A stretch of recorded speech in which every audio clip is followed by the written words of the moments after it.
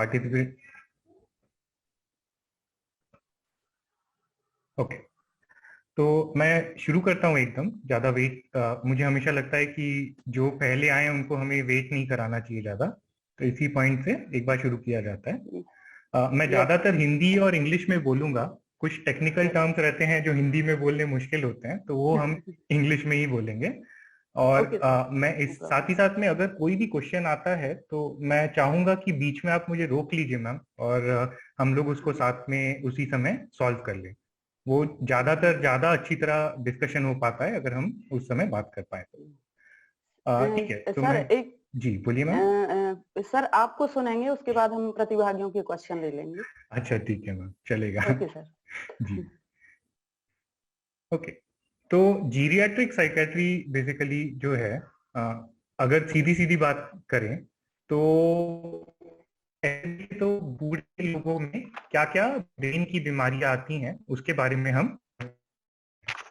तो ये पहले तो हम बात क्यों कर रहे हैं। इनफैक्ट IUIC ऐसा जीरियाट्रिक साइट पे क्यों इतना दावा दे रहा है। बात ये है कि अगर हम 2010 के सेंसस देखे तो हमें पता चला था कि 8% का पॉपुलेशन का जो है वो हमारी पॉपुलेशन जीरियाट्रिक एज ग्रुप में आती है, 60 इयर्स के ऊपर आते हैं। और ये नंबर जो है बढ़ता जा रहा है। अभी ज्यादातर लोग जो यहाँ पे अभी मौजूद हैं, मेरे ख्याल से अभी वो लोग पिछले 10 साल में जीरियाट्रिक एज ग्रुप में नहीं थे, पर इस साल आ चुके होंगे।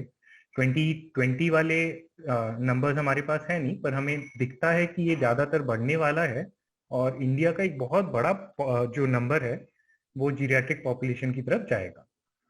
तो कॉमन प्रॉब्लम्स क्या क्या होते हैं, या अगर बोले ओल्ड एज के साथ कॉमन चैलेंजेस क्या क्या होते हैं, तो हमें पता है कि मोतीबिंद होता है लोगों को, ज्यादातर लोगों को हो जाता है। कैटरैक्ट या कुछ लोग ग्लॉकोमा बोलते हैं, उनको होने के चांसेस बढ़ते रहते हैं। बहुत लोगों को हियरिंग लॉस होने लगता है, कान से कम सुनाई देना। साथ ही साथ में आर्थराइटिस जैसी परेशानी भी आती है। दांत के बहुत सारी परेशानियां आती हैं, और उसको छोड़ के और बहुत सारे अलग अलग परेशानियां भी होती हैं। मैं सारे नहीं बोलने वाला हूं वरना बहुत लंबा चले जाएगा। साथ ही साथ में हम देखते हैं कि अगर हम उन लोगों को देखें जो बूढ़े हम मानते हैं बुजुर्ग लोग हैं, वो उनके लाइफ में कुछ अलग अलग इवेंट्स आते हैं जो बाकी लोगों ने नहीं देखा होता है। जैसे रिटायरमेंट है, उनको ये दिखता है कि बहुत सारे परेशानियां बढ़ती जाती हैं। क्रॉनिक इलनेसेस जो बहुत देर के लिए रह रहे हैं, डायबिटीज, BP की परेशानी ऐसी बढ़ती जाती हैं। फाइनेंशियल प्रॉब्लम्स आने लगते हैं कुछ लोगों को, सबको नहीं पर कुछ लोगों को आ सकते हैं। बहुत सारे लोगों को प्रॉब्लम ये आता है कि उन्हें केयर गिवर नहीं मिलता है। केयर गिवर नहीं मिलना मतलब ज्यादातर ये परेशानी हो सकती है कि उनके घर में साथ में जो बच्चे थे या कोई और भी थे वो बाहर कहीं शिफ्ट हो चुके हैं, तो उनके साथ में देखभाल के लिए वो है नहीं। हम आजकल अब्यूज बहुत ज्यादा देख रहे हैं काफी सारे जीरियाट्रिक पॉपुलेशंस में, स्पेशली घर के अंदर अब्यूज। स्पेशली अगर प्रॉपर्टी के बारे में हमने देखा है कि काफी लोग परेशान करते हैं जीरियाट्रिक एज ग्रुप को, और इसको छोड़ के और भी बहुत सारी परेशानियां होती हैं। तो कॉमन डर क्या रहता है जो बुजुर्गों को होता है। सबसे ज्यादा लोग बोलते हैं कि हमें दर्द से बहुत डर रहता है कि मुझे दर्द आएगा और उसको मैं ठीक नहीं कर पाऊंगी या कर पाऊंगा। डिसेबिलिटी, या फिर हम बोल सकते हैं कि कुछ काम आप जो पहले कर पा रहे थे अगर वो नहीं कर पा रहे हैं अभी, तो कैसे करके करेंगे। बहुत सारे लोग अबैंडनमेंट के बारे में बताते हैं, मतलब लोग बोलते हैं कि अभी मैं अकेला हो गया हूँ, कोई मेरा देखभाल करने के लिए बचा नहीं है, और इस चीज का डर मुझे बहुत लगता है कि मैं अकेले रह जाऊंगा, मुझे परेशानियां आती रहेंगी, वो ठीक नहीं हो पाएंगी। और एक लास्ट चीज जो मैंने अपने सारे पेशेंट्स में देखे हैं वो डिपेंडेंसी होता है। डिपेंडेंसी मतलब बेसिकली आप अपने काम के लिए दूसरे लोगों के ऊपर डिपेंडेंट हो जाते हैं, या फिर आप देखते हैं कि कोई आपका देखभाल कर पाए, क्योंकि आप अपना देखभाल ठीक से नहीं कर पा रहे।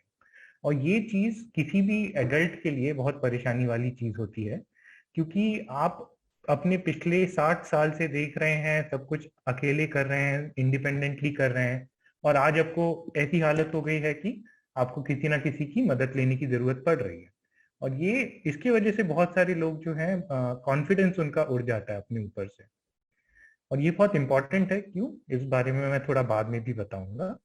तो अगर हम बात करें एजिंग की, या फिर उम्र के साथ क्या क्या बदलाव आते हैं बॉडी के ऊपर, तो ये हमें दिखता है और ये सारे लोगों को समझ में आता है कि धीरे धीरे हम जो भी कुछ कर रहे होते हैं वो उनका फंक्शनिंग कम होता रहता है।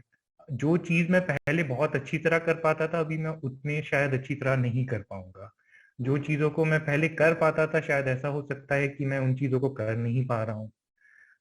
साथ ही साथ में जैसे लोग बोलते हैं कि कॉन्स्टिपेशन जो होता है, आपका पेट का एक फंक्शनिंग है अच्छी तरह उसको क्लियरेंस कराना, पर कॉन्स्टिपेशन बहुत लोगों को आने लगता है क्योंकि वो फंक्शन धीरे धीरे कम होता जा रहा है। तो हम देखते हैं एजिंग में बेसिकली लोगों के फंक्शन जो हैं धीरे धीरे कम होते रहते हैं और उनकी वल्नरेबिलिटी बढ़ जाती है, मतलब उनको कुछ बीमारी होने के चांसेस बढ़ जाते हैं। तो ये जो है ये ब्रेन है हमारा। मैं आप लोगों को ये सिर्फ इसलिए दिखाना चाह रहा हूँ ताकि आपको दिखे कि जो ब्रेन है वो कैसा ऑर्गन है।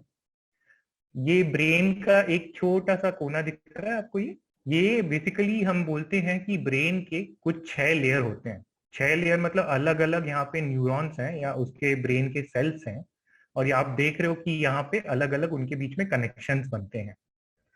तो ये सब मैं आपको क्यों बता रहा हूँ, क्योंकि आपको ये समझना है कि कुछ भी काम हो, जैसे ये पेन है, इस पेन को मैं अपने हाथ से पकड़ रहा हूँ, ये काम करने के लिए भी मुझे ऐसा रहता है कि मेरे ब्रेन के मल्टीपल जगहों पे, बहुत सारे जगहों पे, बहुत सारे सेल्स के बीच में कम्युनिकेशन होना होता है, तभी जाके वो ठीक से कर पाते हैं।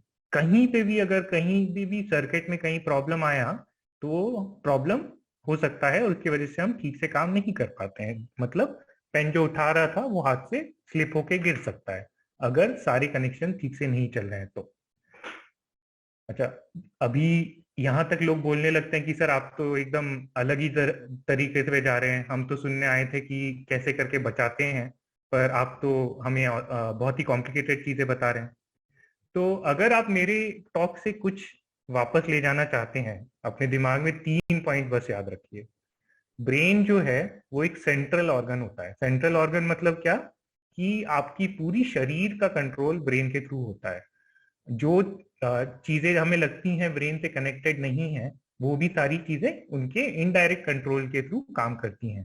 तो शरीर का कोई भी एक हिस्सा नहीं है जो हम बोलते हैं कि ब्रेन के कंट्रोल में नहीं आता, चाहे डायरेक्टली हो या इनडायरेक्टली हो। दूसरी चीज जो है, ब्रेन एक बहुत कॉम्प्लेक्स ऑर्गन है, उसमें बहुत सारे सेल हैं, बहुत सारे कनेक्शंस हैं, और ये सारे एक साथ काम करते रहते हैं, तब जाके हम कोई भी एक सिंपल चीज कर पाते हैं। जो एक चीज सोचने के लिए भी कम से कम लाखों न्यूरॉन्स को एक्टिवेट होने पड़ते हैं, इसके पहले हम सोच पाए। लास्ट चीज, ये तीसरी चीज जो है कि ब्रेन भी एक ऐसा ऑर्गन है जो बाकी पूरे शरीर के ऑर्गन जैसे ही रहते हैं।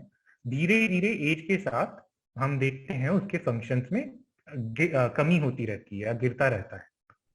ये 3 चीज अगर आप सिर्फ याद रख पाए तो ये मैं बहुत खुश हो जाऊंगा। आप तो अभी हम बात करते हैं कि ये फंक्शंस होते क्या है ब्रेन के। तो जैसे नींद बहुत इंपॉर्टेंट होता है, ब्रेन का एक फंक्शन रहता है। और हम देखते हैं कि हमारी उम्र जैसे बढ़ती जाती है, छोटे बच्चे को सबसे अच्छी नींद आती है, सबसे गहरी नींद आती है, पर जैसे जैसे हमारी बढ़ती जाती है अब नींद नहीं आ पाती। कुछ लोगों को 60s के बाद, 70s के बाद इंसोम्निया बहुत कॉमन होता है।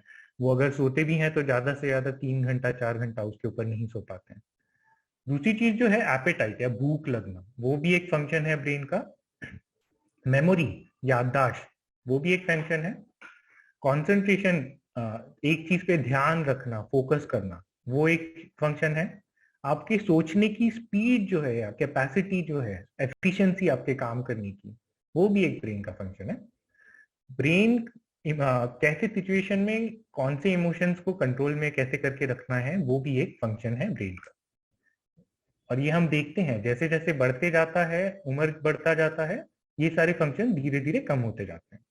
साथ ही साथ में लॉजिकल थिंकिंग, जो रीजनिंग रहती है, कोई भी एक प्रॉब्लम हो उसे कैसे करके सॉल्व करना होता है, ये सेक्सुअल डिजायर, ये और इसको छोड़ के और बहुत सारे फंक्शंस होते हैं ब्रेन के, वो हमें ध्यान रखना है। पर आप बेसिकली अगर हम बात करें फंक्शन क्या क्या होते हैं, आप जो भी काम कर रहे हैं वो ब्रेन का एक फंक्शन होता है।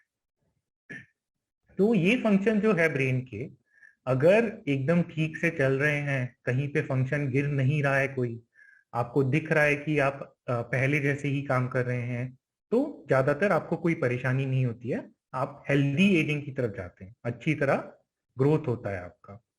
पर अगर आपको इनमें कहीं पे कमी दिखने लगी, इसी चीज को हम डिमेंशिया बोलते हैं। अभी हमने बात किया जो फंक्शंस थे उनमें प्रॉब्लम आना, मेमोरी में प्रॉब्लम आना, सोच में प्रॉब्लम, जजमेंट में, लोग लैंग्वेजेस भूल जाते हैं, कंसंट्रेशन में प्रॉब्लम आना, वो रीजन नहीं कर पाते हैं उतनी अच्छी तरह जितना पहले करते थे। और डिमेंशिया हम उसको तब बोलते हैं जब वो उसके लाइफ में कहीं ना कहीं इंटरफियर कर रहा है। उसके वजह से अगर जैसे आप कैलकुलेट या कॉन्सेंट्रेट नहीं कर पा रहे हैं, और इसी वजह से आप ठीक से बैंक अपने फाइनेंसेस को नहीं संभाल पा रहे हैं, वो एक प्रॉब्लम हो गया। मेमोरी इश्यूज आपको इतने आ रहे हैं कि आप काम नहीं कर पा रहे, भूल जा रहे हैं घर पे क्या कहाँ पे रखा है, वो फिर भी डिमेंशिया के साइड में आता है। तो कहीं पे भी अगर आपका फंक्शन गिरते हुए दिखता है आपको, वो एक डिमेंशिया का साइन हो सकता है। ये ग्राफ बहुत इंपॉर्टेंट है देखने के लिए। अगर इसको थोड़ा आप ध्यान देंगे तो उम्र देखिए, यहाँ 40 ईयर्स है, और हमें दिखता है जो डिमेंशिया के पेशेंट जो रहते हैं, जैसे हम मैंने बोला अगर कोई फंक्शन गिरता नहीं तो ज्यादातर आपका नॉर्मल एज की तरफ जाता है। उनमें भी थोड़ा थोड़ा प्रॉब्लम आता है, पर इतनी जल्दी उनके फंक्शन नहीं गिरते। पर अगर हम देखें जिन लोगों में डिमेंशिया जैसे चेंजेस आने लगते हैं, हम देखते हैं बहुत हद तक हम लोग उनको 45-50 ईयर में ही हमें कुछ छोटे छोटे लक्षण दिखाई देने लगते हैं। अगर आपने उस टाइम पे इग्नोर किया, वो बढ़ता जाता है, 50s में आ जाते हैं, तब भी अगर आपको इतने प्रॉब्लम आ रहे हैं, कंसंट्रेशन गिर रहा है पहले से, आप सोच नहीं पा रहे उतनी स्पीड में जितना कर पा रहे थे, कैलकुलेशन जो पहले कर पाते थे अभी नहीं कर पा रहे हैं, और ये गिरता जा रहा है, आपने कुछ किया नहीं, तो ये सिर्फ एक्सेलरेट होता जाता है। और यही चीज बाय द टाइम आप 60 होते हैं, 70 होते हैं, और बढ़ता जाता है। और एक पॉइंट पे हम देखते हैं सारे डिमेंशिया वाले पेशेंट्स एंड में कंप्लीटली डिपेंडेंट हो जाते हैं किसी और के लिए, वॉशरूम जाने के लिए, नहाने के लिए, हर चीज के लिए उनको किसी ना किसी की जरूरत पड़ती है। तो ये प्रॉब्लम आते हैं अगर इस चीज को आप इग्नोर करते हैं तो। पर अगर आप सोचिए, अगर आपने यहाँ पे पकड़ लिया कि यहाँ पे ये प्रॉब्लम हो रहा है, और आपने कुछ दवाई ली है या कुछ अलग से एक्सरसाइजेस किए जिससे आप इस फंक्शन को गिरने से थोड़ा रोक पा रहे हैं, तो आप देखेंगे कि ये ज्यादातर यहाँ पे कंटिन्यू होता जाएगा, वो पूरा गिरेगा नहीं। और इसीलिए बहुत इंपॉर्टेंट रहता है कि हम डिमेंशिया को असेस करें अच्छी तरह। असेसमेंट के लिए बहुत इंपॉर्टेंट अगेन रहेगा कि जितने जल्दी आप पकड़ पाए, जितना जल्दी असेसमेंट कराएंगे, उतने अच्छी तरह आप अपने फंक्शंस को उतने देर तक ठीक से रख पाएंगे। ये सिर्फ एमआरआई है, वो मैंने आपको सिर्फ दिखाने के लिए किया है ताकि आपको समझे ब्रेन कैसा दिखता है एमआरआई में। ये जो ब्रेन हमने फोटो देखा था, ये नॉर्मल हेल्दी एडल्ट का ब्रेन है, वो अराउंड 35-40 ईयर का रहेगा। आप देख रहे हैं यहाँ पे ज्यादा कहीं गैप नहीं दिख रहे हैं, अच्छी तरह भरा हुआ है पूरा ब्रेन। सेम ब्रेन अगर डिमेंशिया में जाता है, उसमें ब्रेन में हमें ऐसी बदलाव दिखाई देते हैं। आप देख रहे हैं यहाँ पे गैप्स जो हैं उनमें बढ़ते जा, और भी कुछ चीजें होती जा रही हैं, पर हमें दिख रहा है कि अगर ये जो पहला हेल्दी ब्रेन था इससे कंपेयर करें, तो हमें दिख रहा है कि बहुत सारे प्रॉब्लम्स बहुत जगह आ रहे हैं।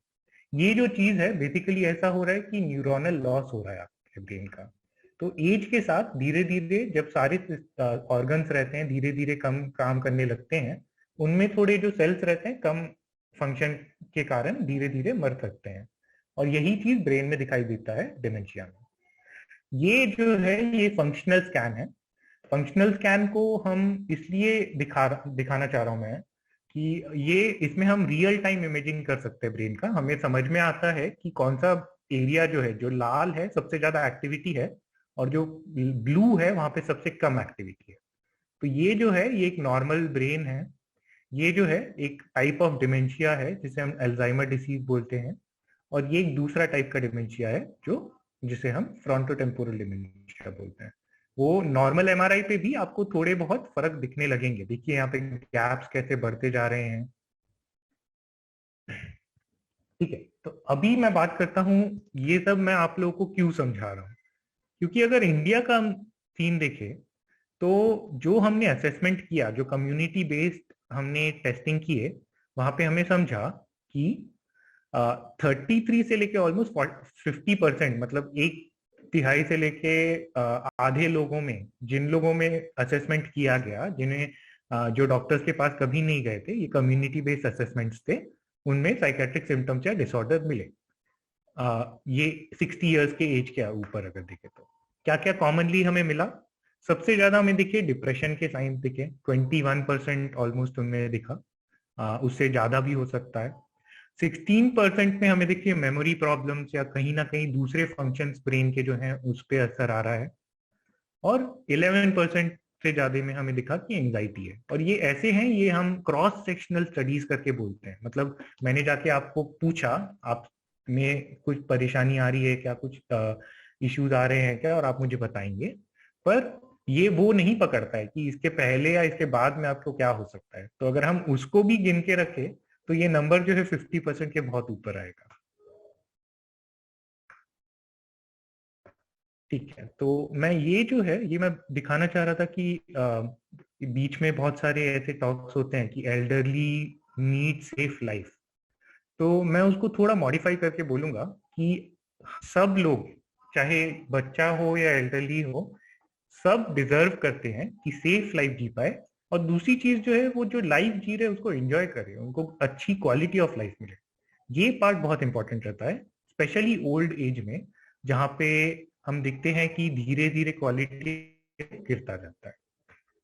तो अभी तक हमने डिमेंशिया के बारे में बात किया, इस बारे में भी देखते हैं कि कुछ डिमेंशिया के कारण ये रहते हैं जिसे हम बोलते हैं रिवर्सिबल रहते हैं। मतलब ये अगर आप में पाए जाए, आपको कुछ डिमेंशिया जैसे चेंजेस आ रहे हैं, पर हमने देखा कि आप में ये सारी परेशानियां भी दिख रही है, तो ये रिवर्सिबल हो। कुछ दवाइयाँ, जैसे कुछ हम एपिलेप्सी के लिए कुछ दवाइयाँ लेते हैं या फिर एंटीसाइकोटिक्स, उसकी वजह से थोड़ा ब्रेन का फंक्शनिंग गिर सकता है। डिलीरियम, डिलीरियम ऐसी चीज होती है जिसमें आदमी कंफ्यूज हो जाता है, उसे समझ में नहीं आता वो कहाँ पे है, टाइम क्या है, घर से भागने की कोशिश करते हैं, कहीं भी जाते रहते हैं। डिप्रेशन, उसकी वजह से भी ऐसे चेंजेस दिखते हैं जिसे हम डिमेंशिया जैसे मान के जाते हैं, इसीलिए इसे सूडो डिमेंशिया भी बोला जाता है। एंडोक्राइन या मेटाबॉलिक प्रॉब्लम, मतलब अगर जैसे आपको थायराइड के प्रॉब्लम्स हैं या फिर डायबिटीज के प्रॉब्लम्स हैं और ये वेल कंट्रोल में नहीं है, ये भी डिमेंशिया जैसे चेंजेस आप में दिखा सकते हैं। न्यूट्रिशनल डेफिशिएंसीज या टॉक्सिसिटी, जैसे फॉर एग्जांपल विटामिन B12 या विटामिन डी डेफिशिएंसी रहती है, इसमें डिमेंशिया जैसे चेंजेस आते हैं। टॉक्सिसिटी स्पेशली मैं इसलिए बोलना चाह रहा हूँ क्योंकि रिसेंटली काफी सारे केसेस हमें दिखाई दे रहे थे, स्पेशली साउथ इंडिया में, केरला के आसपास, जहाँ पे बेसिकली हमने देखा था कि कुछ लोग जो मेडिसिन हैं, स्पेशली वो आयुर्वेदिक मेडिसिन थे, उसमें हाई कंटेंट ऑफ लेड मिला था।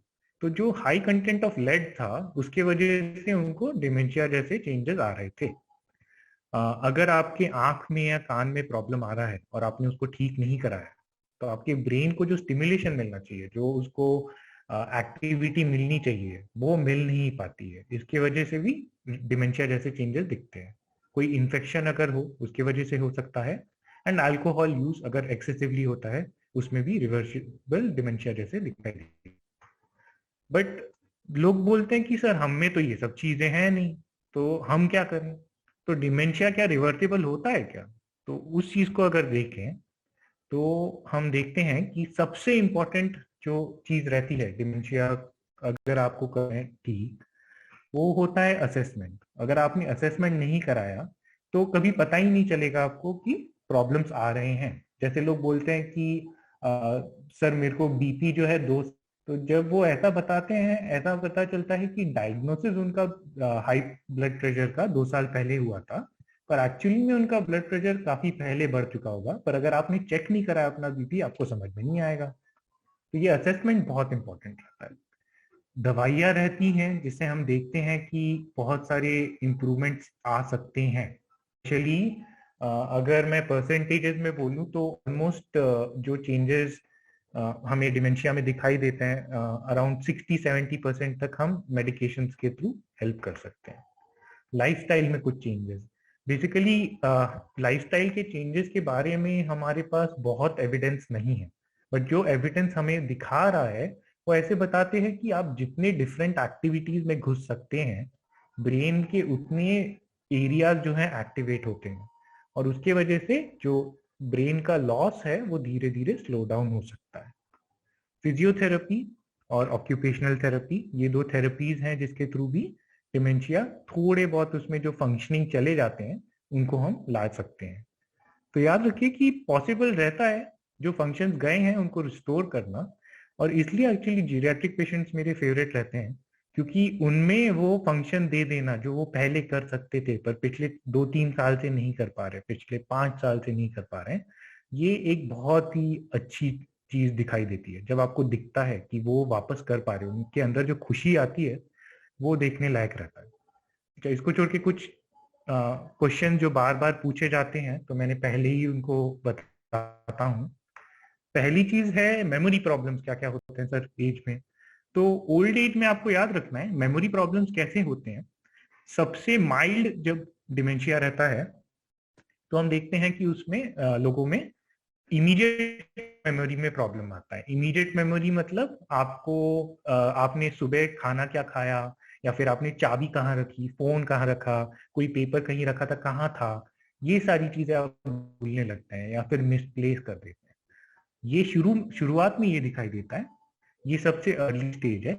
ये अगर बढ़ता जाता है तो आपके रीसेंट मेमोरी में प्रॉब्लम्स आते हैं। रीसेंट मतलब पिछले हफ्ते जैसे आपने क्या खाया था, कहाँ गए थे, आपको ये याद नहीं आ पा रहा है।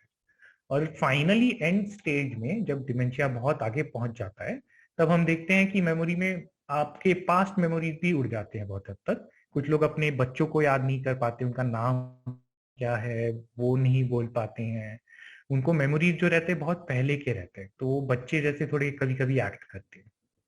अच्छा, कोविड के साथ क्या हुआ। तो कोविड के साथ इम्पोर्टेंट ये है कि स्पेशली एल्डरली पॉपुलेशन जो था उनके ऊपर बहुत ज्यादा इम्पैक्ट आया है। आपके ज्यादातर जो फ्रेंड्स थे उनमें आपने देखे कि किसी ना किसी को कोविड होते हुए गया है। बहुत लोगों ने लॉस देखा है अपने फ्रेंड्स, अपने क्लोज रिलेटिव्स का। जो डर ओल्ड लोगों में था कोविड लेके, उतना और किसी बाकी जनरेशन में नहीं दिख रहा था, क्योंकि हमें दिखाई दे रहा था कि मॉर्टालिटी भी सबसे ज्यादा उधर थी। तो कोविड की वजह से साथ ही साथ में ये प्रॉब्लम आया कि जो लोग बाहर जाते थे, थोड़ा टहलते थे, वो एक जगह पे अटक गए, ज्यादा बाहर नहीं जा पा रहे हैं, ज्यादा कुछ और कर नहीं पा रहे हैं। तो वो चीज जो जिससे उनके ब्रेन का फंक्शनिंग उन चीजों को नहीं कर पा रहे थे, और इसकी वजह से डिमेंशिया के चेंजेस पिछले 2 साल में कुछ लोगों में और जल्दी से दिखाई दे रहे हैं। तो कोविड की वजह से अलग से हमने ये भी देखा है जिन लोगों को कोविड होके गया है उनमें भी डिमेंशिया के चेंजेस अर्लियर आ रहे हैं कंपेयर टू इसके पहले जो रहते थे। लास्ट जो एक था कि काफी लोग पूछते हैं कि सर मेरा जो है तो फोन से एडिक्ट हो चुके हैं, नहीं है। तो इसके बारे में देखिए क्या है, मोबाइल फोन जो है या स्मार्टफोन जो टेक्नोलॉजी है बहुत रिसेंटली आई है, पिछले 15-20 साल में एकदम वाइड हुआ है, उसके पहले था नहीं। तो हमारे पास लॉन्ग टर्म स्टडीज इसके लिए नहीं है, पर जितना हमें समझ में आ रहा है, जितना पहले का डेटा दिख रहा है उससे जितना समझ आ रहा है वो ये है कि यस, बिहेवियर की तरफ एडिक्शन होता है। तो मोबाइल से जो बोलते हैं लोग एडिक्शन, टर्म एक्चुअली मुझे अच्छा नहीं लगता उसके लिए, ओवर यूज बोल सकते चाहिए तो, पर मोबाइल की तरफ ओवर यूज होता है। और हमने वो देखा है कि जो लोग एक ही चीज को करते रहते हैं, अगर आप पूरे टाइम सिर्फ व्हाट्सएप पे हैं और व्हाट्सएप पे सेम चीजों को फॉरवर्ड कर या सेम चीजें पढ़ रहे हैं, आप अपने ब्रेन के बाकी एरियाज को एक्टिवेट नहीं कर रहे हैं जिनको एक्टिवेट होना जरूरी था। और अगर वो एक्टिवेट नहीं रहता है तो क्या होता है, वो जगह जहाँ पे धीरे धीरे एक्टिविटी नहीं रहती है वो धीरे धीरे गायब होने लगती है, तो आप कुछ चीजें ही कर पाते हो। तो जो आदमी ज्यादातर व्हाट्सएप पे फोन पे लगा रहता है वो बाकी चीजों के फंक्शनिंग और जल्दी गिरते हैं उसके, ऑल्दो व्हाट्सएप करने की फंक्शनिंग उनकी रहेगी ज्यादा। तो मैं सिर्फ फाइनली ये बोलना चाहूंगा कि देखिए आपके पास चॉइस रहता है, आपके पास चॉइस है कि आप ज्यादातर ओल्ड एज को जो भी प्रॉब्लम्स आ रहे हैं, जो भी इश्यूज आ रहे हैं, उनको मान के चलिए कि हाँ ये एजिंग का प्रॉब्लम है, एज में सबके साथ होता है, सिर्फ मेरे साथ नहीं होगा। तो आपको ज्यादातर क्या दिखाई देगा, उम्र जैसे जैसे बढ़ती जाएगी आपको एंजाइटी या डिप्रेशन के चांसेस ज्यादा आते हैं, उदास चिड़चिड़पना बढ़ जाता है, डिपेंडेंसी बढ़ जाती है, आप दूसरे लोगों के ऊपर डिपेंडेंट हो जाते हो, आप अपने आप नहीं कर पाते हो सारी चीजें। आप ये कर सकते हैं, या फिर आप ट्राई कर सकते हैं लाइफस्टाइल में कुछ बदलिए, दवाइयों में बदलिए, असेसमेंट कराइए अपना रेगुलरली। तो क्या है, आपके फंक्शनिंग जो है हम पहले कैच कर सकते हैं कि कहाँ पे गिर रहे हैं, और उसके लिए हम स्पेसिफिक चीजों के लिए स्पेसिफिक एक्सरसाइजेज या स्पेसिफिक मेडिसिन दे सकते हैं। और इससे क्या होगा, आप अपना लाइफ जिएंगे, पर आपको जो क्वालिटी ऑफ लाइफ मिलेगी वो बहुत डिफरेंट रहेगी कंपेयर टू अगर आपने ये ऑप्शन नहीं चुना तो। पर यही है मेरा टॉक जो था, मैं आपको यही बताना चाह रहा था कि ये ऑप्शन आपके पास हैं। हर चीज जो है हम जो अब तक देख रहे हैं वो नॉर्मल एजिंग का पार्ट नहीं रहता है, कुछ चीजें ज्यादा होती हैं, और मेडिसिन और थेरेपी और लाइफस्टाइल चेंजेस इनको ज्यादा अच्छी तरह आपको बेटर क्वालिटी ऑफ लाइफ दे पाते हैं।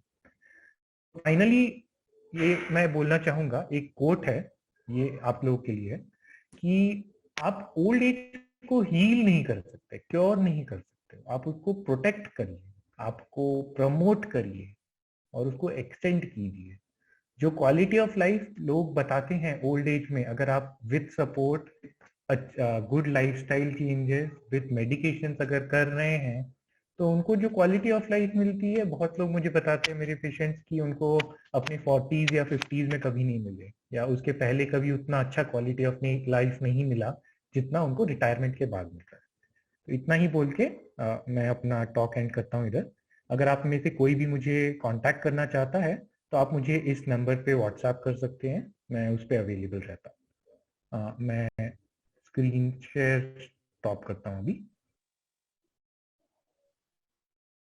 जी थैंक यू सर। हम भी प्रतिभागियों से बोलेंगे जिसको भी क्वेश्चन। जी, सुमना सुमना चटर्जी जी। सुमना जी। हाँ यस, मुझे डॉक्टर साहब आपसे ये पूछना है,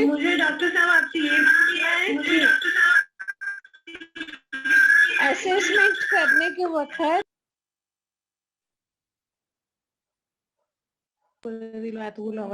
हेलो जी मैम, हाँ, आपकी when to आवाज do एको the हो रही है। assessment, okay okay, when to do the assessment। समझ गया समझ गया। ओके, सो बेसिकली मैं आपको वापस वो ग्राफ याद दिलाना चाहता हूँ जिस बारे में हमने देखा था कि डिमेंशिया के जो चेंजेस आते हैं यूजुअली हमें 45 या 55 के आसपास ऑलरेडी शुरू हो चुके होते हैं, बस हम उनको ज्यादातर ना नॉर्मल एजिंग के प्रोसेस को मान के चलते हैं। तो मैं यूजुअली रिकमेंड करता हूँ कि अगर आप 50 को क्रॉस कर चुके हैं और अगर आपको कोई भी इश्यूज नहीं आए, तो एटलीस्ट 5 ईयर्स में आपने एक बार भी जाके असेसमेंट कराया तो ठीक रहता है। दूसरी चीज है कि अगर आपका कहीं पे भी दिख रहा है कि आपको फंक्शनिंग ड्रॉप हो रहा है किसी चीज में, और आपको क्लियरली दिख रहा है कि मैं इस साल उतना अच्छी तरह नहीं कर पा रहा हूँ जितना मैं पिछले साल कर पाता था, तो आपको इमीडिएटली असेसमेंट करा लेना चाहिए, क्योंकि वो साइंस है कि अभी सब शुरू हो चुका है। और अगर आपने उसी टाइम पे कैच कर लिया तो आप उन फंक्शंस को अच्छी तरह ठीक ठीक रख सकते हैं। पर अगर आपने वेट किया और इसके लिए कि और कितना खराब होगा उसके बाद जाएंगे, जितना खराब होगा उतना चांस होता है हम ठीक कर पाते हैं बाद में। Thank you Sumana ma'am. Sir मेरा भी एक प्रश्न है, आपने कोर्ट से मतलब लास्टिंग करी थी इसकी, तो सर आपकी जितनी भी बातें हैं उनसे एक चीज समझ में आई है कि जो वृद्धावस्था है वो शरीर का नहीं बल्कि मन का रोग होता है। बट आप देखेंगे कि वो जो एज इफेक्ट होता है कि जब हम 60 इयर्स ओल्ड हो जाते हैं तो डायबिटीज भी होता है, हमको बीपी भी हो जाता है। तो कहीं ना कहीं सर ये जो मन की बीमारी है वो तन से ही स्टार्ट होती है, बट फिर भी इसको ऐसा कहा गया है कि ये शरीर का नहीं बल्कि मन का रोग है। फिर सर क्या है इसमें? निधि जी देखो, ये चीज में मैं बाकी साइकेट्रिस्ट से थोड़ा अलग मानता हूँ।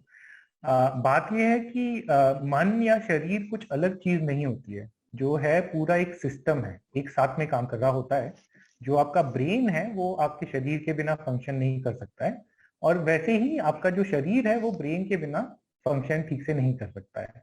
तो अगर आप बोलें कोई भी ऑर्गन जो है उसको हम रिप्लेस कर सकते हैं, अगर लिवर है उसको हम ट्रांसप्लांट कर सकते हैं, लंग ट्रांसप्लांटेशन होता है, किडनी ट्रांसप्लांटेशन होता है, पर ब्रेन ऐसी चीज है जिसको हम कभी ट्रांसप्लांट नहीं कर सकते, क्योंकि इतना ज्यादा वो वेल कनेक्टेड है पूरे बॉडी के साथ कि अगर आपको ब्रेन चेंज करना है, कुछ एरिया चेंज करना है, तो आप पूरे नक्शे को चेंज कर सकते हो उसके।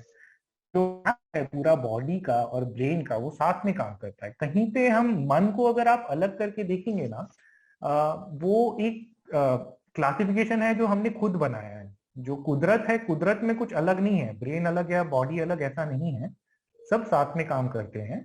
अगर हम देखें एकदम एवोल्यूशन पॉइंट ऑफ व्यू से, तो जब जो एक सिंगल सेल का ऑर्गेनिज्म रहता है से लेके अभी तक हम जैसे हैं, जगह एक रेगुलेटरी ऑर्गन रहता है, जो चले उधर रहते हैं, उधर हम सिर्फ नर्वस बोलते हैं। धीरे धीरे जब मैमल्स आते हैं और हमें ब्रेन बोला जाता है, पर वो जो है वो सेंट्रल है। जो मैं बोल रहा था अपने टॉक में, 3 मेन पॉइंट जो याद रखना है कि सेंट्रल ऑर्गन जो है वो ब्रेन है, वही पूरा कंट्रोल कर रहा होता है। और आपको अभी भी जो सब फीलिंग्स आ रहे हैं, जो भी आप लर्न कर रहे हैं, वो सब ब्रेन के फंक्शंस हैं। तो एज सच अगर हम बोले ना, तो ब्रेन के फंक्शन और बॉडी के फंक्शन साथ में ही गिरते हैं।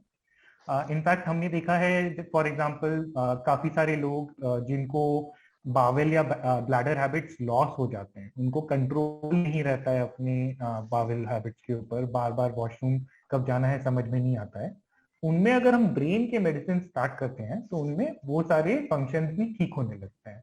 मैंने वो देखा है, बहुत सारे लोग बोलते हैं कि सर मेरे को कॉन्स्टिपेशन बहुत ज्यादा होता है, उनमें हम जब दवा शुरू करते हैं तो हम देखते हैं कि उनका कॉन्स्टिपेशन भी कंट्रोल में आ जाता है।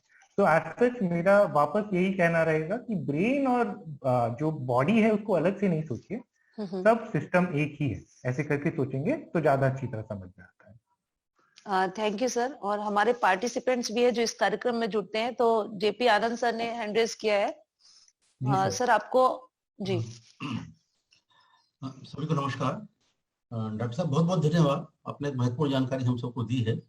मेरे दो तीन छोटे छोटे सवाल हैं। जीवन भर हम फिजिकल एक्सरसाइज जो करते हैं तो हमको पता लगता है, फिजिकल मसल चलना विजुअल दिखते हैं, हम चल रहे हैं, वो कूद रहे हैं, भाग रहे हैं, दौड़ रहे हैं, फिजिकल हम अपने को एक्टिव रखते हैं, तो काफी अपनी फिजिकल स्ट्रेंथ बनाते लगे। मैं जानना चाहता हूँ, ब्रेन का हम एक्सरसाइज जाने अनजाने में करते हैं, ऑक्यूपेशनल में करते हैं, नौकरी में है, सर्विस में है, कोई भी अपना काम कर रहे हैं, उसमें हमारा ब्रेन लग रहा है, लेकिन आफ्टर सम सर्टेन एज, जो आपने एज बताई है 60 के बाद 61 के बाद, हमको कौन कौन सी सरलतम एक्सरसाइज हमको करना चाहिए? एक तो ये जो कि हमको थोड़ी नजर में आए, और क्या हमें जो हम डिस्कशन करते हैं, हैवी डिस्कस आपस में जो बहस करते हैं, डिस्कशन करते हैं नॉलेज गेन करने के लिए, क्या वो भी उसमें शामिल है? Thank you. बहुत ही इंटरेस्टिंग क्वेश्चन है सर, क्योंकि मैं आपको ये बताऊंगा कि ये जो क्वेश्चन सवाल है ना, इससे बहुत सारे लोग बहुत टाइम से इसको डिस्कस करते आ रहे हैं, और हमारे पास किसी के पास एक अच्छा एविडेंस नहीं है।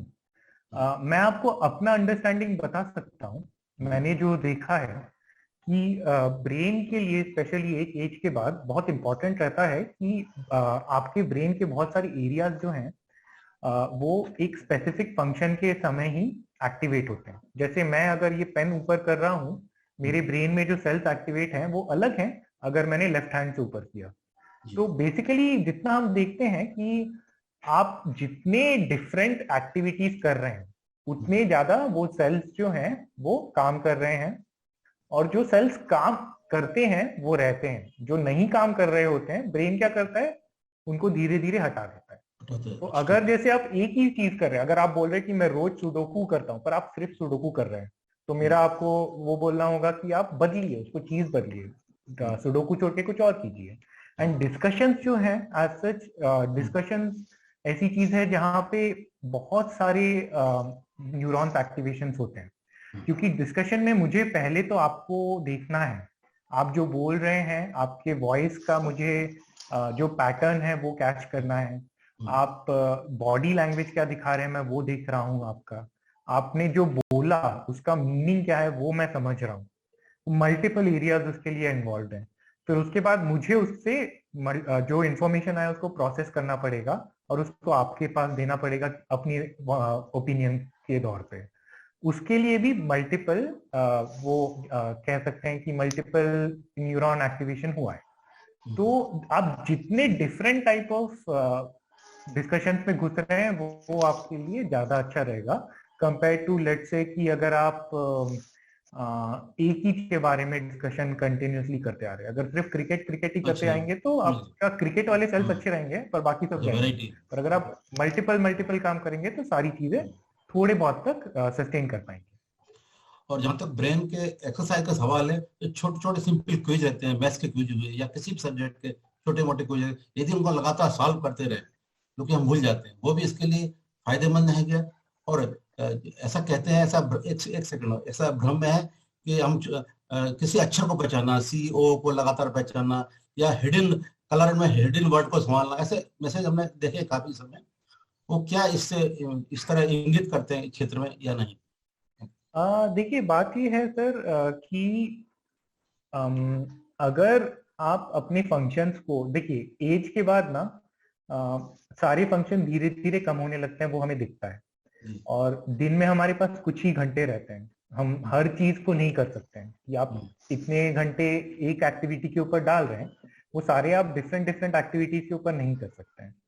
तो मेरा रिकमेंडेशन ऐसा रहेगा कि बेसिकली अगर आप एक्टिविटी जो भी कर रहे हैं उनको स्विच करते रहिए, चेंज करते रहिए और अलग अलग टाइप की एक्टिविटीज करते रहिए, तो वो आपके लिए यूजुअली अच्छा काम करता है। और वो वाले फंक्शंस जो आपके लिए इम्पोर्टेंट हैं वो वाले आप कीजिए, क्योंकि वो हाँ एग्जैक्टली जैसे अगर आप फाइनेंशियल सेक्टर में हैं या फिर आप इन्वेस्टमेंट कर रहे हैं तो आपका मैथ्स जो है ऑन पॉइंट होना चाहिए, आपकी जो कैलकुलेशन स्पीड है वो अच्छी होनी चाहिए। तो मैं इसकी बात नहीं कर रहा, मैं ब्रेन को कैसे व्यस्त रखा जाए इन गुड सेंस, फिर उसकी बात कर रहा हूँ सर। मैं वही बताना चाह रहा हूँ आपको कि हर आदमी के लिए वो स्पेसिफिक रहता है। मैं जनरल एडवाइस नहीं दे सकता हूँ कि आप ये करेंगे तो आपका अच्छा रहेगा, ये चीज हर चीज के लिए ट्रू रहेगा। अगर आप योगा करेंगे तो बेटर हो जाएगा, थोड़ा बहुत बेटर होगा आपका ब्रेन पहले से, अगर आप योगा नहीं करते थे तो। अगर आप सुडोकू कर रहे हैं जो पहले नहीं करते थे तो आपका ब्रेन थोड़ा बेटर काम करेगा। तो कोई भी नया एक्टिविटी जो आप स्टार्ट कर रहे हैं यूजुअली आपके ब्रेन के फंक्शनिंग को हेल्प करता है। तो एज सच इसीलिए आपको दिखेंगे ना, आप जहाँ पे भी पूछेंगे अलग अलग लोग आपको अलग अलग चीज बताएंगे, क्योंकि उनके ब्रेन के लिए वो स्पेसिफिक चीज काम की है। पर आपके लिए बेटर ये रहता है कि आपकी हिस्ट्री को हम देखें, जेनेटिक्स को देखें और उसके अकॉर्डिंग हम आपके लिए एक प्लान बनाएं। एंड मैं दूसरा एक चीज इधर बताना चाहूंगा सर कि जेनेटिक्स जो है बहुत हद तक ये चीजों को डिटरमाइन करते हैं। मतलब ये है कि आप अपने एनवायरनमेंट को कितना भी बदल लो, वो ज्यादा से ज्यादा मेरे ख्याल से 15 से 30% तक बदलाव देगा। जो मेन है वो आपके खुद की बायोलॉजी है, उसको आप कैसे बदलते हो, एंड वो यूजुअली हम मेडिसिन के थ्रू ही कर पाते हैं। थैंक यू वेरी मच, बहुत बहुत धन्यवाद। Thank you Anand sir. जी सर, मैं एक प्रश्न और रखना चाहती हूँ कि जैसे आपने बोला है लाइफस्टाइल के बारे में आपने बताया, तो अल्जाइमर्स शब्द आया है सर और डिमेंशिया आया है, और आज के पहले शायद मुझे भी नहीं मालूम था कि वर्ल्ड अल्जाइमर्स डे मनाया जाता है 21 सितंबर को, आज ही मैंने देखा। तो सर जैसे प्रश्न भी आया है कि what is the difference between Alzheimer's and dementia sir? तो डिमेंशिया जो रहता है वो एक अम्ब्रेला टर्म रहता है। अम्ब्रेला टर्म मतलब डिमेंशिया हम किसी भी चीज को बोल सकते हैं जिसमें आपको दिख रहा है कि ब्रेन का फंक्शनिंग जो है वो धीरे धीरे गिरता है। अल्जाइमर जो है वो एक टाइप ऑफ डिमेंशिया रहता है, उसे हम अल्जाइमर डिमेंशिया बोलते हैं, जिसमें यूजुअली मेमोरी कंप्लेंट्स पहले आते हैं। तो आपको दिखता है कि लोगों में मेमोरी प्रॉब्लम सबसे पहले दिखाई देते हैं। और सिमिलरली दूसरे टाइप के डिमेंशिया रहते हैं, फॉर एग्जाम्पल एक फ्रंटोटेम्पोरल डिमेंशिया रहता है जिसमें हम देखते हैं कि लोगों में इमोशनल प्रॉब्लम्स पहले आते हैं। तो ये लोगों का बचपना बढ़ जाता है, वो कंट्रोल नहीं कर पाते अपने इमोशंस को उतनी अच्छी तरह कंपेयर टू समवन जिनको अल्जाइमर हुआ है। तो इसीलिए अलग अलग तरीके रहते हैं। डिमेंशिया जो है वो एक जनरल टर्म है, सारे फंक्शन के जो लॉसेस है उसको वो डिस्क्राइब करता है। और कौन सा स्पेसिफिक टाइप ऑफ डिमेंशिया है इसे हम एल्जाइमर बोलते हैं। एल्जाइमर एक टाइप ऑफ डिमेंशिया है अगर कह सकते हैं, जिसमें मेमोरी कंप्लेंट्स पहले आते हैं, इमोशनल स्टेबिलिटी रहता है, इमोशनल प्रॉब्लम्स अगर आते हैं तो बहुत लेट आता है। Thank you sir. सर एक और प्रश्न आया है आशुतोष गोस्वामी जी का, ये सागर से है। Actually his mother is 85 years old sir, and she is very weak, almost on bed due to nerve compression. According to doctor, it is due to old age and painkiller is not the solution. But she repeatedly sir. So इनको क्या करना चाहिए sir? मतलब injection लगवाएं कि नहीं लगवाएं, क्या करना चाहिए सर? इन्होंने एक प्रश्न किया है सर। तो सर अगर आप ये क्वेश्चन खुद पूछे डायरेक्टली तो मैं आपको बेटर बता पाऊंगा, क्योंकि आप जो बोल रहे हैं नर्व कंप्रेशन, मेरे ख्याल से आप इसमें बात करना चाह रहे हैं स्लिप डिस्क की या फिर इंटरवर्टिब्रल डिस्क प्रोलैप्स की। तो अगर आप उसके बारे में बात कर रहे हैं तो उसका ट्रीटमेंट थोड़ा अलग रहता है। पेन जो है वो एक क्रॉनिक प्रॉब्लम है, एज के साथ बहुत सारे कंडीशंस आते हैं जिसमें पेन होता है। तो एग्जैक्टली कौन सा कंडीशन है वो जानना जरूरी है, इसके पहले मैं आपको कुछ स्पेसिफिक एडवाइस देता हूँ। अगर आप अपने आप को अनम्यूट करके कुछ बोलना चाहें तो बेटर रहेगा सर। जी सर, तब तक सर एक हैंड रेज और हुआ है डॉक्टर जमुना सर का। सर आप अपने आप को अनम्यूट करके सर प्रश्न रख सकते हैं डॉक्टर ऋत्विक के सामने। डॉक्टर साहब ये जानना चाह रहा था कि धारणा और ध्यान से कहां तक इन चीजों पर कंट्रोल किया जा सकता है? सर जैसे मैं बोल रहा था कि एनवायरनमेंट जो है आप कितना भी बदल लो, हमने देखा है उसमें बहुत हद तक बदलाव नहीं आता है। 15 से 30% मैं बोलूंगा। बाकी जो है वो हमें बायोलॉजी या अंदर जो सिस्टम है उसमें बदलाव करके आता है। हेल्प डेफिनेटली होता है, ये हमें पता है, और ये भी पता है कि अच्छा खासा होता है, क्योंकि 30% भी कम नहीं है। पर जो मेजॉरिटी रहती है वो एनवायरनमेंट में आप कितना भी बदलाव कर लो, ध्यान करो या कुछ और करो, मेजॉरिटी चेंजेस उससे कभी नहीं आते हैं, ये हमें दिखाई देता है। आप बहुत सारे लोग बताते हैं कि हमने ये किया उसकी वजह से बहुत फायदे हुए। वो जो फायदे रहते हैं हमने देखे हैं वो टेम्पररी रहता है सर। मतलब क्या रहेगा, आपने 1 महीने के लिए किया, 1 महीने रहा, फिर उसके बाद आपने छोड़ दिया, फिर वो नहीं रहा। तो यूजुअली मैं वो बोलता हूँ कि ज्यादातर आप अपनी एज के अकॉर्डिंग देखिए कि आप जो कर रहे हैं, अगर आप उसको इंजॉय कर रहे हैं, अगर आपको दिख रहा है कि उसकी वजह से आप बेटर क्वालिटी ऑफ लाइफ पे पहुंचे हैं, मतलब आप ज्यादा अच्छी तरह काम कर पा रहे हैं पहले जो कर नहीं पाते थे, तो उसको कंटिन्यू करना अच्छा रहता है। तो वो चीज सर हर आदमी अलग अलग रहेगा। तो कोई आदमी जो ध्यान करे उसको अलग तरीके से रिस्पॉन्स आएगा और दूसरे किसी और से, तो वो आपको अपने आप बेस्ट समझ में आता है कि आपके लिए कौन सा चीज अच्छी तरह काम कर रहा है।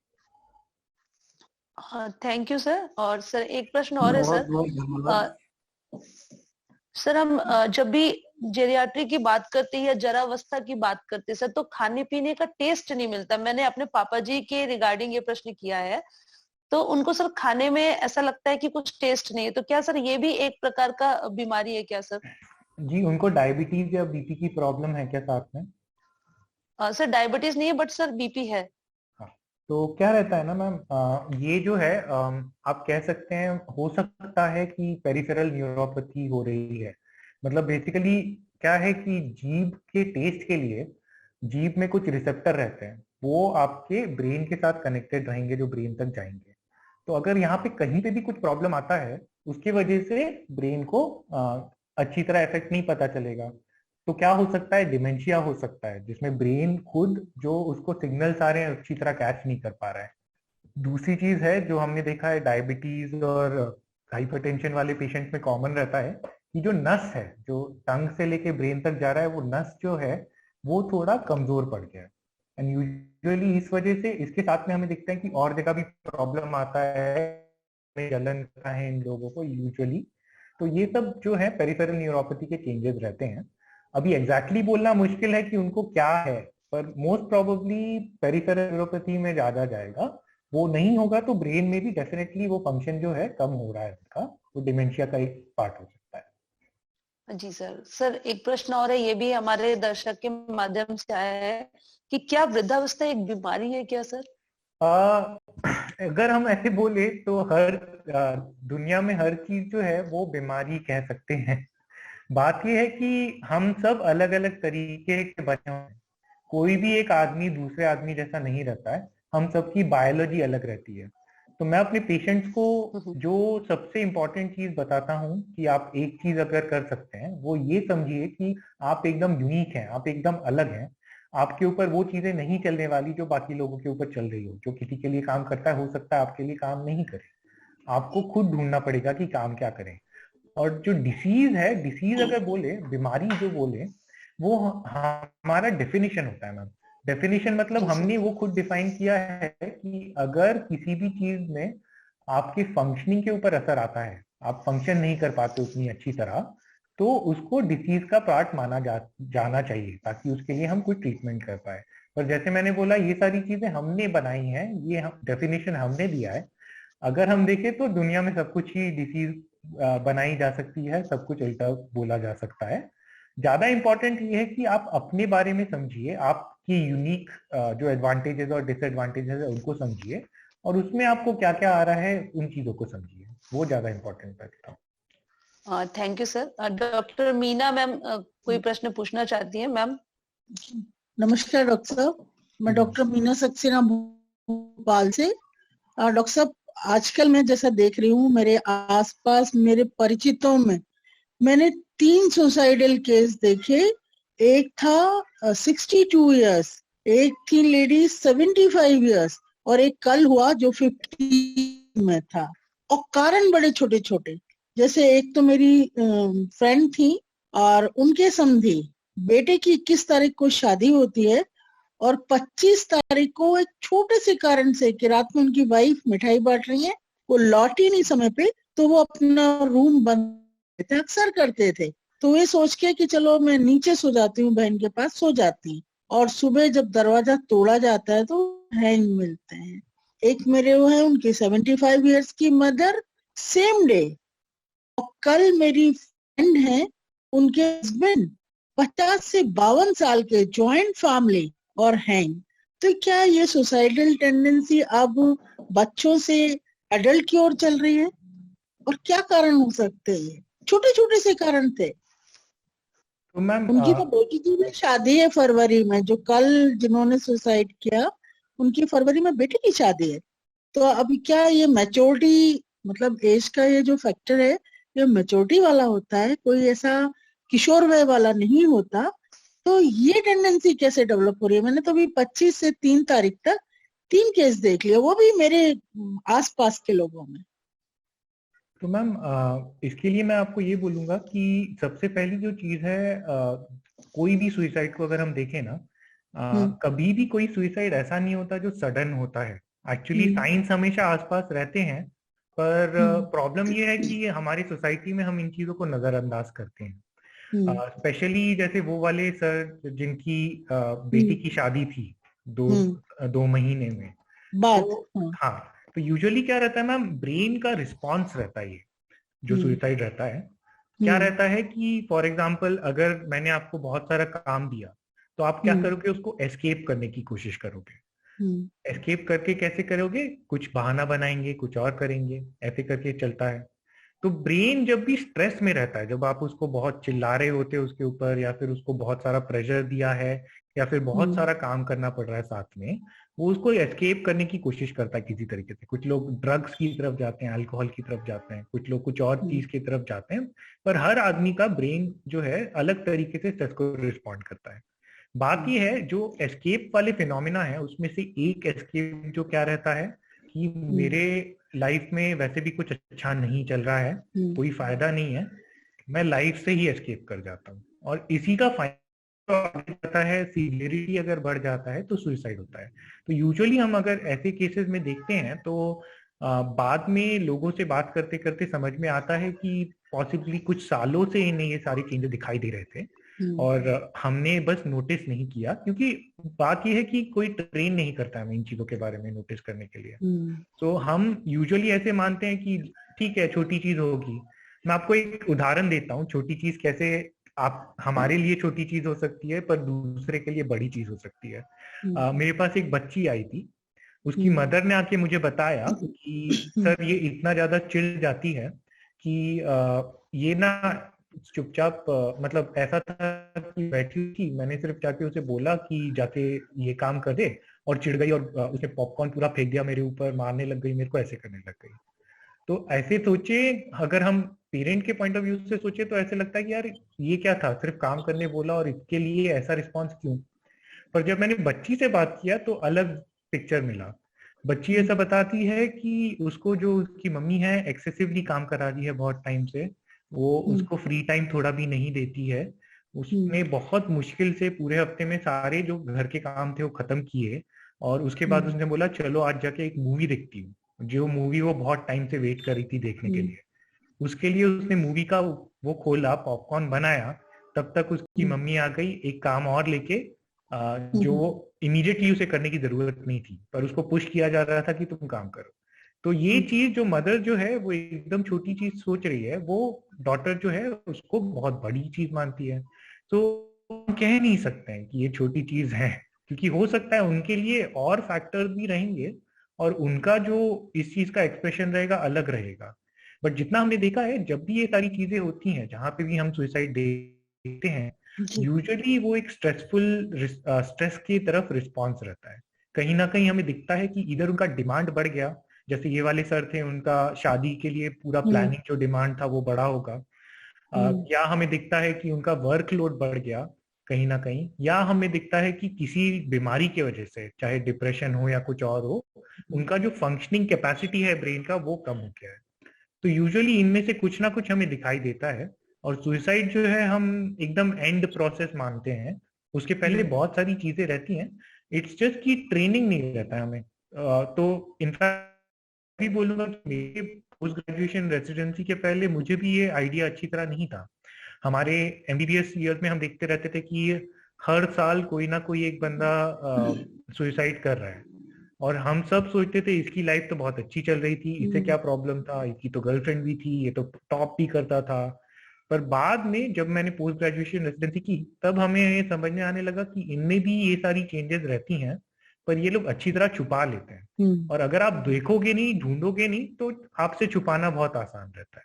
तो मेरे ख्याल से ये चीज पॉसिबली इन चीजों का एक्सप्लेनेशन सकता है ना। थैंक यू डॉक्टर साहब, थैंक यू।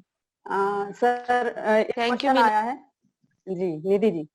एक क्वेश्चन आया है कि मनोवैज्ञानिक और मनोचिकित्सक में क्या अंतर है? अक्सर जी बोलिए मैम, सॉरी। अक्सर रोगी को मनोवैज्ञानिक के पास ले जाते हैं, और तो पूछा है कि मनोचिकित्सक और मनोवैज्ञानिक में क्या अंतर है? मनो जो है टर्म्स हमने खुद बनाए हैं। मैं ये बोलता हूँ मैम कि बेसिकली जो हम साइकियाट्रिस्ट रहते हैं, हमारा ट्रेनिंग ऐसा रहता है कि हम पहले 12th में साइंस लेते हैं, साइंस विद बायोलॉजी। उसके बाद हम एमबीबीएस करते हैं। उसके बाद हम जाके 3 साल का रेसिडेंसी करते हैं, जिसके बाद हम फाइनली साइकियाट्रिस्ट बनते हैं। तो हमारी जो ट्रेनिंग रहती है पूरा साइंस बेस्ड ट्रेनिंग रहता है। हमारा काम ये रहता है कि हम जो भी चीज एडवाइस दे रहे होते हैं, जो भी आपको बोल रहे होते हैं, उसके पीछे एक एविडेंस का बेस रहता है या बायोलॉजी का एक बेस रहता है। उसके बिना हम कभी कुछ ऐसा एडवाइस आपको जैसे दे नहीं सकते। तो ये चीज जो रहती है डॉक्टर्स में दिखाई देती है। जो साइकोलॉजिस्ट हैं वो क्या है, ये लोग ऐसे रहते हैं जो यूजुअली 11th एंड 12th में उनको आर्ट्स की तरफ जाते हैं। तो इसलिए जो डिग्री रहती है BA psychology and MA psychology, ये आर्ट्स की डिग्री है, तो इनको ऐसा साइंटिफिक ट्रेनिंग नहीं है। साइकोलॉजिस्ट जो रहते हैं बहुत अच्छी तरह कंट्रीब्यूट करते हैं, वो आपको अपने एक्सपीरियंस से आपको थोड़े लाइफस्टाइल चेंजेस बताते हैं, जिससे आप स्ट्रेस कैसे करके हैंडल कर सकते हो उसको ज्यादा अच्छी तरह समझते हो। पर जो बीमारियां रहती हैं, जहाँ पे ब्रेन में कुछ भी अगर बायोलॉजिकल प्रॉब्लम्स आते हैं, कुछ बीमारी आ रही होती है, कहीं फंक्शन गिर रहा होता है, उसके लिए जो है स्पेशलिस्ट जो है वो आपको डॉक्टर के पास ही जाना पड़ेगा। क्योंकि एनीवे दूसरी चीज जो है कि साइकोलॉजिस्ट जो है, क्योंकि उनका साइंस बैकग्राउंड नहीं है एंड मेडिसिन का बैकग्राउंड नहीं है, तो मेडिसिन प्रिस्क्राइब नहीं कर सकते हैं। वो जो प्रिस्क्रिप्शन है वो आपको डॉक्टर की तरफ से ही आएगा। तो यूजुअली डिफरेंस इतना ही हम बोलते हैं कि जहां भी मेजर प्रॉब्लम आ रहा होता है, आपको यूजुअली एक साइकेट्रिस्ट की जरूरत पड़ती है। साइकोलॉजिस्ट जो है वो किसी को भी हेल्प कर सकते हैं कुछ हद तक, इवन उन लोगों को जिनको कोई प्रॉब्लम्स नहीं आ रहे, वो सिर्फ अपना लाइफस्टाइल को थोड़ा चेंज करना चाहते हैं या फिर वो स्ट्रेस को ज्यादा अच्छी तरह हैंडल करना चाहते हैं, वो भी साइकोलॉजिस्ट के पास जाके उनको बेनिफिट मिलता है। पर जो हमारा साइड है, हम जब तक कोई डिस्फंक्शन नहीं होता है, हम यूजुअली उसमें कुछ प्रॉब्लम्स नहीं देखते हैं, तो हम यूजुअली कुछ चेंज नहीं करते हैं। एंड हमारा जो ट्रीटमेंट रहता है वो मेन स्टे जो रहता है मेडिसिन के थ्रू ही रहता है। जैसे मैंने आपको बोला कि मेरे एक्सपीरियंस में जितना मुझे समझा है, 15 से 30% जो रहता है एनवायरनमेंट के हाथ में रहता है, और जो बाकी 70% से इवन 85% बोले वो बायोलॉजी रहती है। तो मेडिकेशन जो रहते हैं इसलिए हमारे मेन स्टे रहते हैं, क्योंकि जो 80% 70% जो चीज है वो ब्रेन है और वो बॉडी है, तो उसको हम मॉडिफाई सिर्फ मेडिसिन के थ्रू ही कर सकते हैं। जी धन्यवाद उषा मैम। क्वेश्चन आया था जी सर, आपके बायोडाटा को हमने पढ़ा है कि आपने किशोर मनोरोग पुरस्कार अचीव किया है। तो सर मेरा एक प्रश्न है कि आपने वृद्धावस्था के जो मनोरोग है उनके बारे में बताया, पर सर जो किशोर होते हैं इनके कौन कौन से सर मनोरोग होते हैं? मैम जो बच्चों में दिखाई देता है, एक्चुअली अगर हम सिर्फ बीमारियों के बारे में बात करें, जो ब्रेन के अलग अलग बीमारी रहते हैं, हम देखते हैं कि दो किस्म के रहते हैं बीमारियां। पहली चीज जिसे हम न्यूरो डेवलपमेंटल बोलते हैं, उसका मतलब बस यही है कि बच्चे को वो प्रॉब्लम जो है शुरू से ही रहे, जब से वो पैदा हुआ है शुरू से ही उसका ब्रेन एक अलग तरीके से काम कर रहा है, या अलग किसी फंक्शन में प्रॉब्लम आ रहे हैं उसको, जो शुरू से ही दिख रहे हैं। इसको हम डेवलपमेंटल डिसऑर्डर बोलते हैं। अगर यूजुअली ऐसे होते हैं तो ये वाले प्रॉब्लम जो कॉमनली हमें दिखाई देते हैं, एक सबसे कॉमन जो रहता है चाइल्डहुड में एंजाइटी रहती है, ADHD attention deficit hyper activity disorder रहता है, ऑटिज्म रहता है, साथ ही साथ में चाइल्डहुड में डिप्रेशन रहना, ये सारी चीजें कॉमनली हमें दिखाई देती है शुरू से ही। अगर हम दूसरे किस्म के बीमारियों के बारे में बात करें तो हमें दिखाई देता है कि हमारे अंदर जो हमारा जो जेनेटिक्स है, जो जीन्स रहते हैं जिसका एक्सप्रेशन होता है, वो ना पूरे लाइफ में एक जैसा नहीं एक्सप्रेस होता है, बदलता रहता है। और हम देखते हैं कि ज्यादातर जो बदलाव आते हैं 2 पीरियड में आते हैं। पहला पीरियड जो है वो अराउंड 10 साल से लेके 15 साल तक शुरू होता है और 20-25 साल तक चलता है। ये प्यूबर्टी का टाइम रहता है, जब बच्चे में सडन ग्रोथ बढ़ता है। और दूसरा जो रहता है वो जीरियाट्रिक साइड पे आता है, जहाँ पे हम यूजुअली मेनोपॉज या एंड्रोपॉज देखते हैं। ये यूजुअली 45 इयर्स के आसपास शुरू होता है, 55 तक चलता है। तो जो कोई भी आपको बीमारियां दिखाई देती हैं, चाहे वो डायबिटीज हो, कोई भी डिसऑर्डर हो, बीपी की प्रॉब्लम हो, थायराइड के प्रॉब्लम्स हो, आपको यूजुअली दिखाई देता है कि वो इन दोनों पीरियड में निकलते हैं। 10 से लेके 15 और 25 तक जो चलता है, और दूसरा वाला जो रहता है वो 45 से स्टार्ट होता है, जैसे वो सारे डिमेंशिया की तरफ आते हैं। तो यूजुअली हम देखते हैं कि ये दोनों अलग अलग टाइप के पैटर्न दिखाई देते हैं। और अगर हम बोलें तो जितना अभी हमें समझ में आ रहा है, ये सारी चीजें ज्यादातर जेनेटिक से चेंजेस आती हैं। तो ज्यादातर सारी बीमारियां जो है वो डेवलपमेंटल ही रहती हैं। इसका मतलब ये भी है कि आपको अपने फैमिली में दिखता है। अगर आपको एंजाइटी के फीचर दिखाई दे रहे हैं तो ज्यादातर ये रहेगा कि आपकी मम्मी के साइड में या फिर आपके पापा के साइड में किसी ना किसी को एंजाइटी जैसे सिम्टम्स रहेंगे, और ज्यादातर लोगों ऐसे रहेंगे। तो ये चीज अलग अलग चीजें दिखाई देती हैं। जैसे मैंने बोला, बचपन में जो शुरू से ही हमें एकदम यंग एजेस में शुरुआत से दिखने लगता है, वो अटेंशन का प्रॉब्लम आता है, वो ऑटिज्म का प्रॉब्लम रहता है, एंजाइटी का प्रॉब्लम रहता है, और साथ ही साथ में डिसलेक्सिया या फिर लर्निंग डिसेबिलिटी, ये 4 चीजें बहुत कॉमनली दिखाई देती हैं। पर बाकी सारी चीजें जो हम एडल्ट में देख रहे होते हैं वो बच्चों में भी आ सकते हैं। तो डिप्रेशन भी आ सकता है, एंजाइटी भी आ सकता है, बहुत सारी चीजें आ सकती हैं। Thank you sir. सर जैसे आपने बोला कि बच्चों में भी आ सकती है, तो सर बड़ों में क्या होता है कि उनको केयरिंग की ज्यादा आवश्यकता होती है, बच्चों को भी होती है। बट सर आपको क्या लगता है कि जो हम वृद्धावस्था की यदि बात करते हैं तो उस उम्र में हमको दवाइयों से ज्यादा मतलब देखभाल की आवश्यकता होती है कि हम उसके लिए भी कोई दवाई, क्योंकि देखिए बीपी का मेरा ट्रीटमेंट चल रहा है तो देन मुझे मेडिसिन लेनी ही पड़ेगी। बट उसके बाद भी जो हमारे जो ओल्ड एज के लोग होते हैं या हमारे जो वृद्ध लोग होते हैं, इनको सर इसके बावजूद भी क्या केयरिंग ज्यादा मतलब इफेक्ट डालता है इनके जीवन में? मैम देखो, केयरिंग का बात जहां तक आता है ना, वो मैं बोलूंगा एक डबल एज स्वॉर्ड है। मतलब ऐसा है कि आप उसके पॉजिटिव भी देख सकते हैं, नेगेटिव भी देख सकते हैं। छोटे बच्चों के पास कोई ऑप्शन नहीं रहता है, उनको हमें केयर करके रखना पड़ता है क्योंकि वो एकदम ग्रोथ वाले फेज में है। उनके ब्रेन ने अभी तक ज्यादा चीजें सीखी नहीं है कैसे करके हैंडल करने। पर जैसे जैसे हम बड़े होते जाते हैं, हम डिपेंडेंस हटा देते हैं। हम देखते हैं कि इवन आजकल के बच्चे जो हैं 6-7 साल से इंडिपेंडेंट हो जाते हैं, सब कुछ खुद कर सकते हैं। और वो इंडिपेंडेंस जो रहता है वो हमारे पास रहता है, ओल्ड एज तक चलता है, और हम उससे बहुत कंफर्टेबल हो जाते हैं। हमें अच्छा लगता है, सब कुछ चीज जो है वो मैं अकेले कर सकता हूँ, मुझे किसी और की जरूरत नहीं पड़ रही है। और फिर सडनली आपके फंक्शन गिर रहे हैं, आप किसी और के ऊपर डिपेंडेंट हो रहे हो, ये कोई भी आदमी अच्छी तरह नहीं ले पाता है। अगर आप देखें, ये हर चीज में रहता है। कोई भी पर्सन को अगर कोई बीमारी आ जाती है, ओल्ड एज की बात नहीं है, पहले आ जाती है, अगर किसी को स्ट्रोक आया या कुछ और आया, इन सब में हमें ये दिखाई देता है कि उनमें वो डिपेंडेंस आ जाता है और उसकी वजह से उनको बहुत गिल्ट होता है, बहुत प्रॉब्लम्स लगते हैं। इनफैक्ट बहुत लोग जो सुसाइड अटेम्प्ट कर चुके हैं वो बताते हैं कि बहुत समय मेन रीजन उनका सुसाइड अटेम्प्ट करने का ये था कि मुझे डिपेंडेंट नहीं होना है किसी और के ऊपर, मुझे अच्छा नहीं लगता है ऐसे करके जीने में। तो वो एक बहुत ही मेजर चीज रहती है।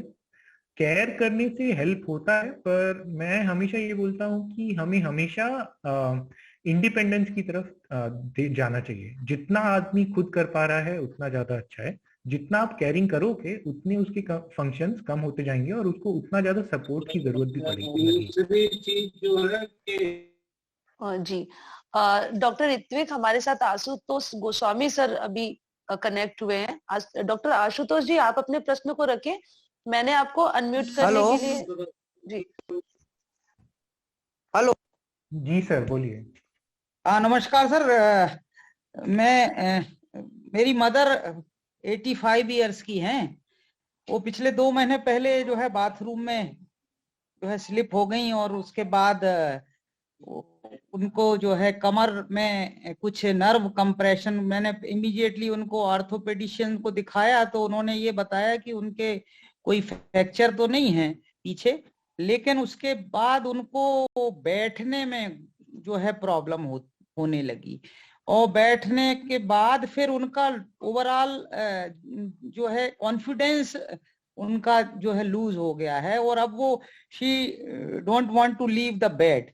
वो बिस्तर पे रहना चाहती हैं, यद्यपि टॉयलेट वगैरह वो अपना खुद का जो है वो कर लेती हैं, लेकिन वो बिल्कुल भी जो है और बार बार ये कहती हैं कि अब मुझे इंजेक्शन लगवाइए, अब मुझे इंजेक्शन लगवाइए। यद्यपि न्यूरोबियान और उस तरह के अलग इंजेक्शंस जो है मेथाकोलबोमिन वगैरह के डॉक्टर ने जो है एक बार रिकमेंड किए थे तो मैंने 10 उनको वो लगवा दिए। अब ये एक जो उनका ये जो रिपीटेशन है, ये क्या कुछ साइकोलॉजिकल है या वो उनका फिजिकल प्रॉब्लम है? इसका कुछ सॉल्यूशन है क्या? सर, जितना मुझे समझ रहा है आपके मदर को मेनली स्लिप डिस्क होगा या फिर इंटरवर्टिब्रल डिस्क प्रोलैप्स होगा। उनका एमआरआई कराया होगा, आई थिंक एमआरआई में चेंजेस दिखे होंगे स्पाइनल के, और उसके अकॉर्डिंग सीटी कराया था सर, सीटी में ये प्रॉब्लम नहीं आई। Usually nerve compression sir MRI से बेटर दिखाई देता है। आई थिंक हो सकता है कि आपको एक लंबोसेक्रल एमआरआई कराना पड़े उनके लिए। यूजुअली हम देखते हैं ये स्लिप डिस्क जो रहता है L4, L5 और L5S1 वाले एरियाज में ज्यादा दिखाई देते हैं। उसके वजह से जो दर्द रहता है वो कंटिन्यूस पेन रहता है, बैक पेन रहता है जो एकदम पैर के तले तक पहुंच जाता है। इतना ज्यादा दर्द रहता है कि उनके कूल्हे में है सर, पैर नीचे वो ट्रांसमिट नहीं होता, कूल्हे में है। और वो पर्टिकुलर जो है वो उठते समय जो है उनको ये प्रॉब्लम बिस्तर से उठते समय वो ये जो है एक्सप्रेस करती हैं। आई थिंक इधर सर इशू ये है कि आपके मदर को एडिक्वेट पेन रिलीफ नहीं मिला है। आई डोंट थिंक उनकी कोई मेडिसिन चल रही है जिससे उनको पेन रिलीफ के लिए कुछ चल रहा है। करीब 2 महीने तक पेन किलर्स उन्होंने दिए थे, फाइनली फिर कहा कि भाई इसका कोई सोल्यूशन है नहीं, जो है आप रेस्ट करिए, तो रेस्ट पे तो हैं, बट ये जब थोड़ा सा रेस्ट की जो क्वांटिटी ज्यादा है, क्योंकि बिस्तर पे अगर रहने में तो फिर वो एक तरह से वो एडवर्स इफेक्ट है बॉडी पर। देखिए, दो चीजें मैं रिकमेंड करूंगा। पहली चीज जो है, उनको जो दर्द है ना वो मतलब नकली नहीं है, वो दर्द है। पेन अगर हो रहा है, आपको एडिक्वेट रिलीफ तो देना पड़ेगा, अगर नहीं दोगे उनको डिस्ट्रेस होने वाला है। दूसरी चीज जो है इसका, देखिए स्लिप डिस्क अगर हो जाता है, लोग बोलते हैं कि उसको हम ठीक तो नहीं कर सकते, पर पेन जो है उसको मिनिमाइज करने के ऑप्शंस रहते हैं। आपके मदर के लिए स्पेसिफिकली अभी बहुत इंपॉर्टेंट है कि वो फिजियोथेरेपी स्टार्ट करें। अगर एक अच्छे फिजियोथेरेपिस्ट से मिल पाए, और फिजियोथेरेपी आप म्यूट पे हैं सर।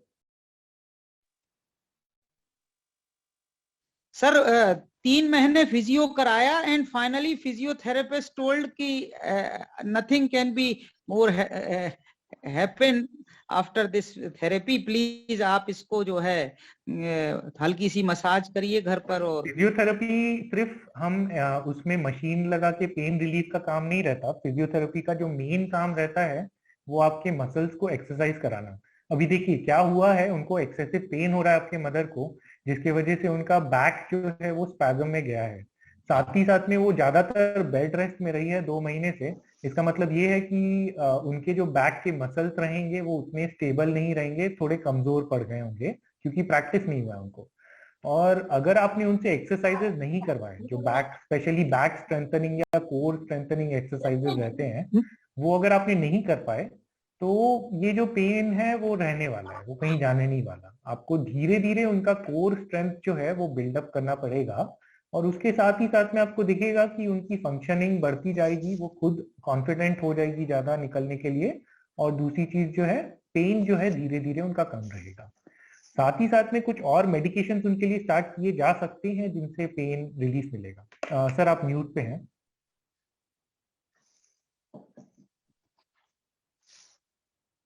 वो 85 एज है सर, तो ये उनको इस तरह की मसल एक्सरसाइज करा सकते हैं। हाँ सर, और ये फिजियोथेरेपिस्ट एग्जैक्टली आपको बताएंगे कि कौन कौन से हैं, ऑल्दो ये इंटरनेट पे भी अवेलेबल हैं। अगर आप स्लिप डिस्क के स्पेसिफिक कोर स्ट्रेंथनिंग एक्सरसाइजेस ढूंढेंगे, आपको मिल जाएंगे वो। तो यूजुअली ये रहता है कि फिजियोथेरेपिस्ट का काम रहता है वो उनको अच्छी तरह समझाए कैसे कैसे करना है, पर जो एक्सरसाइजेस रहते हैं वो उनको खुद करनी पड़ेंगी, वो धीरे धीरे होंगी। तो आप चाहे तो बाद में आप मेरे को मैसेज डाल सकते हैं, मैं देख सकता हूँ कि क्या किया जा सकता है। बट आई थिंक आप मेन जो उनका ट्रीटमेंट है वो फिजियोथेरेपी के थ्रू ही होना है। अब और उनको एडिक्वेट पेन रिलीफ की जरूरत है, उसके बारे में वो मत सोचिए, हेजिटेट मत कीजिए कि दर्द नहीं हो रहा है करके। अगर आप दर्द उनको फ्री करेंगे, वो चल पाएगी, कॉन्फिडेंस खुद बढ़ेगा, ऐसा रहेगा। तो पेन किलर्स दे सकते हैं सर? सर पेन किलर्स तो देना ही पड़ेगा, but pain killers usually enough नहीं रहते हैं न्यूरोलॉजिकल पेन में। जो नर्व का जो पेन रहता है वो सिर्फ पेन किलर से कम नहीं होता है, उसके लिए हमें पूरे दूसरे मेडिसिन यूज करने पड़ते हैं जो ब्रेन से रिलेटेड होते हैं। ठीक, थैंक यू सर। जी sir. Thank you Ashutosh sir. और सर एक प्रश्न और आया है, ये सिजरोफ्रेनिया जो बीमारी होती है सर, क्या ये अपने आप ठीक हो जाती है?